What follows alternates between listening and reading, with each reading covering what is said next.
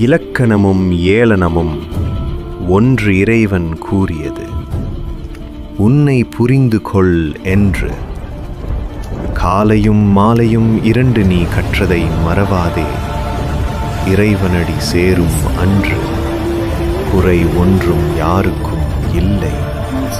நீ குறை என்று நினைக்காத நாள் ஒன்றும் இல்லை.